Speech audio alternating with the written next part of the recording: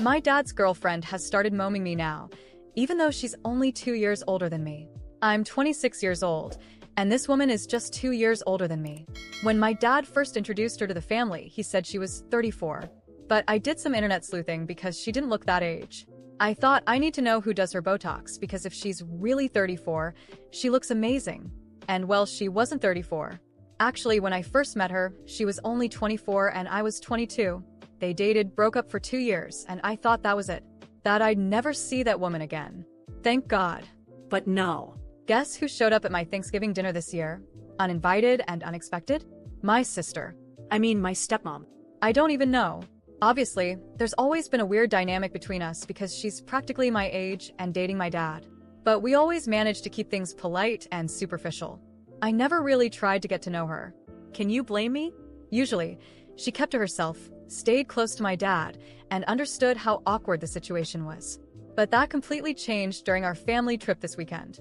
My dad, my sister, and I always go to his cabin one weekend a year just to hang out. It's a cute little family tradition. But imagine my surprise when I got there and saw none other than my dad's girlfriend. It even grosses me out to say that, considering the age gap. He didn't give us any warning. None. He didn't tell us she was coming. And honestly, if he wanted to bring her, fine. That's his choice. He can do whatever he wants. But at least give us a heads up, so we're not blindsided. And let's be honest, I never imagined this woman spending an entire weekend in the woods. She's basically my dad's sugar baby. He does everything for her, pays all her bills, buys her everything she wants. She only wears designer clothes, drives an expensive car that my dad bought for her. My dad never bought me or my sister a car that nice. She lives a life of luxury on my dad's dime. That girl looked like a baby deer getting out of the car, trying to walk on dirt and leaves in her Louboutins. Like, girl, I love Louboutins too, but there's a time and place for them. And a cabin in the woods is definitely not it. As soon as we got inside the cabin, she started acting weird, making it clear that my sister and I were from a totally different generation than her. For example, she started explaining to us what Vine was. She said something like, "Oh, back in my day, we had Vine instead of TikTok. It was the best. I wish you had the chance to experience it." And I was like, yeah, I did experience it. I had Vine. We're the same age. Later, my sister and I were just goofing around, teasing each other like sisters do. She suddenly came in and said, "Girls, stop it," in this super authoritative tone. I was like, Who? Who are you talking to? Because you cannot possibly be talking to me and my sister. I guess she thought we were fighting or something, but we couldn't help it. We burst out laughing. It was absolutely ridiculous. She was acting like we were 7-year-olds fighting over a toy. Then, when my sister was about to take a shower, she practically shoved her aside and said, "Wait. Before you shower, let me explain how it works because it can be really confusing. This is our family cabin, where we've spent weekends since we were little girls. We know how the shower works." But she spent the entire weekend talking to us like we were idiots. She also kept calling us the girls. Like, don't the girls look so cute tonight? Always cute, never pretty, beautiful, or anything else. Always cute.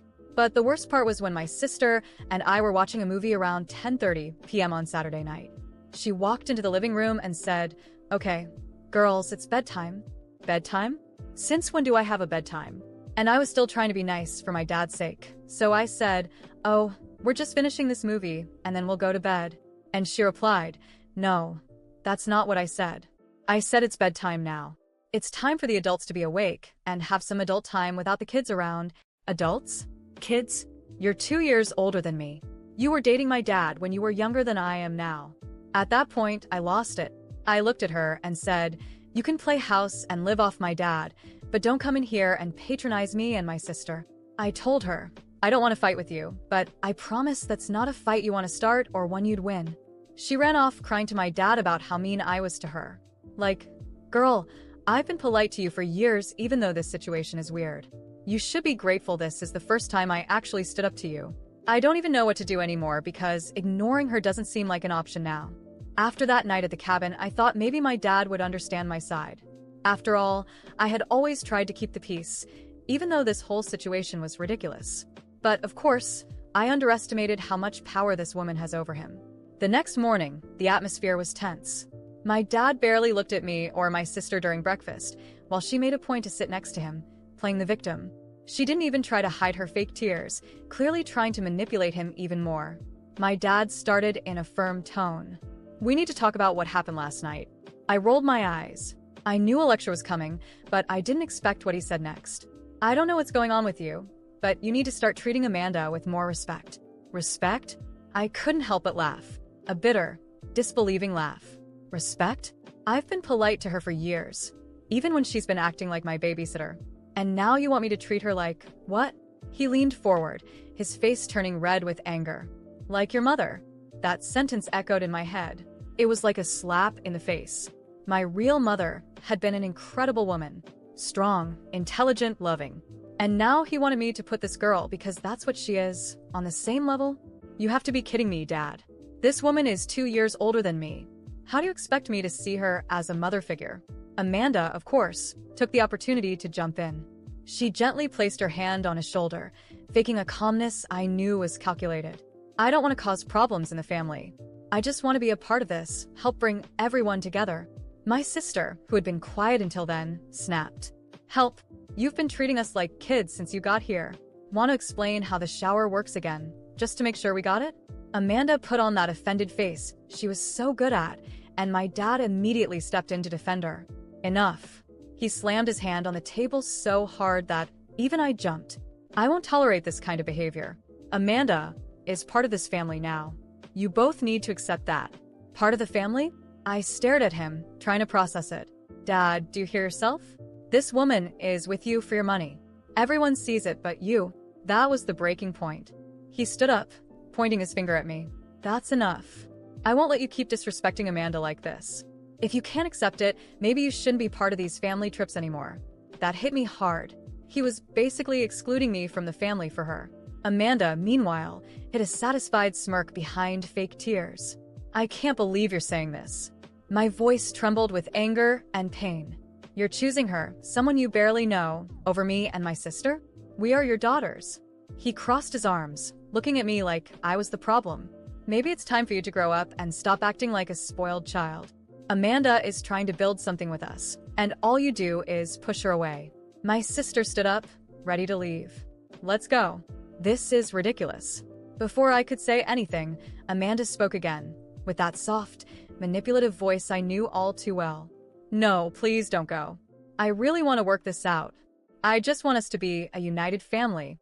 "Family?" My sister laughed bitterly. "Do you really think you can buy us with that fake speech? We don't need you here." Amanda looked at my dad, who immediately defended her again. "You two need to stop attacking Amanda. She's here to stay, and you need to learn to live with that." I said nothing. I grabbed my things and left the table. My sister followed me. But before we could leave the cabin, my dad called out to us one more time. "If you leave now, don't think about coming back until you apologize to Amanda." I turned around and looked him straight in the eyes. "Apologize? Please, Dad. When you finally realize what's going on, it might already be too late." We walked out together, my sister and I, without looking back. On the drive home, the silence was heavy. I knew in that moment something had shifted in our family. Amanda had gotten exactly what she wanted, a division between us and my dad. But I knew this wasn't over. This situation was going to get worse before it got better. And I wasn't about to back down. If he expected me to apologize, he was going to be waiting a very long time. The days that followed that disaster at the cabin were suffocating. The silence between my father and me was heavier than any argument we had ever had. No calls, no messages. Just emptiness. I knew he was upset with me, but I was furious with him too. And with Amanda. Especially Amanda. It was only 3 days later that the inevitable happened. I received a cold, dry text on my phone. It was from my father. "Dinner at my house Friday, 8 p.m. I want everyone there so we can sort this out." "No, please. No, how are you?" "Just an order." I sighed. Part of me didn't want to go, but another part, well, maybe a small part of me still hoped he would realize the mistake he was making.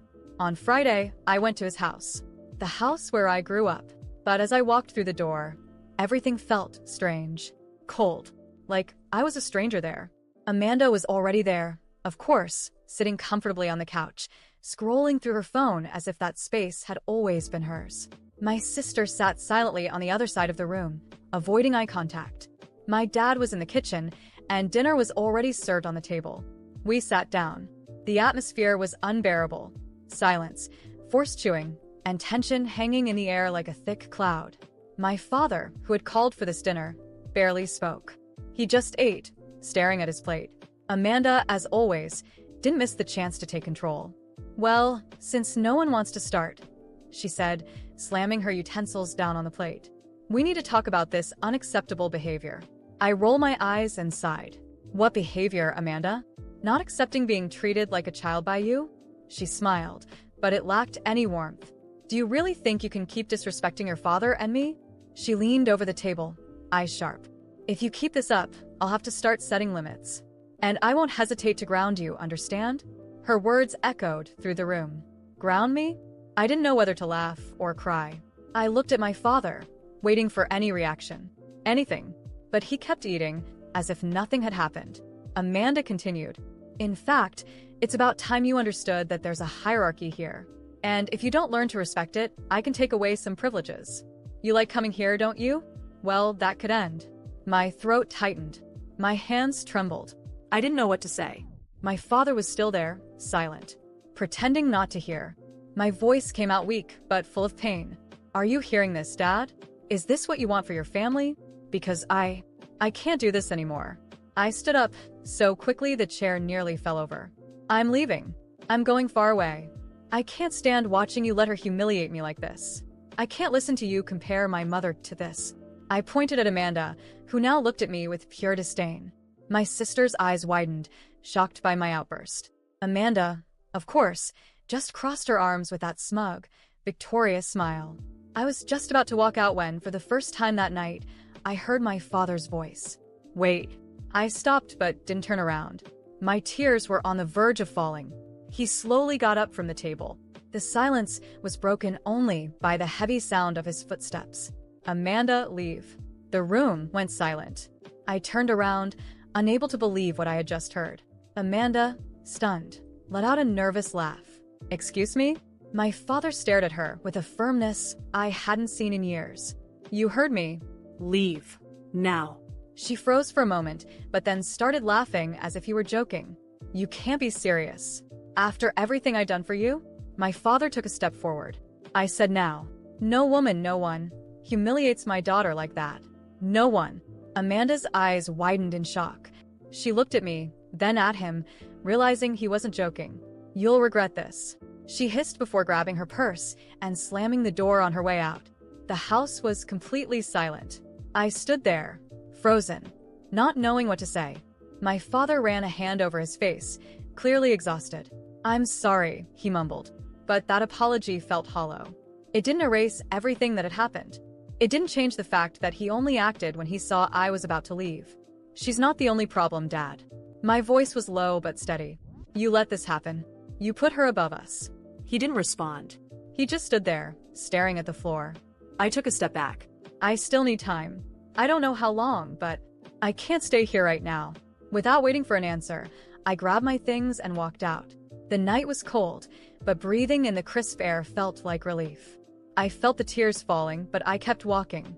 My father had defended me, but the damage was already done. It took me a long time to forgive my father.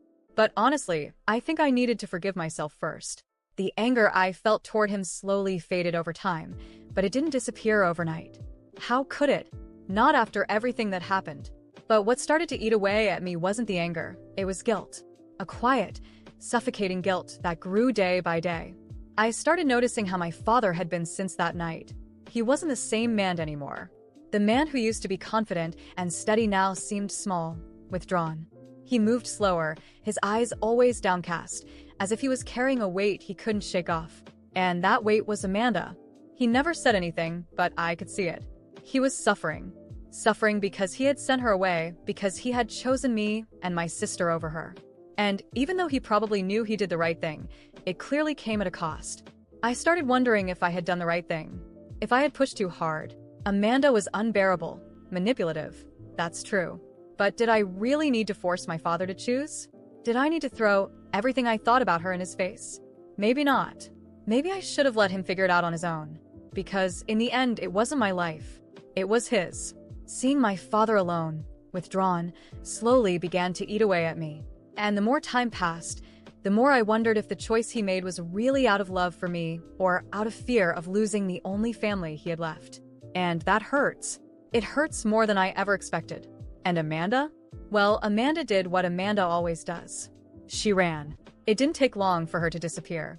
I heard she moved back in with her mother in another city, tried to stay in touch with some people here, but no one wanted anything to do with her.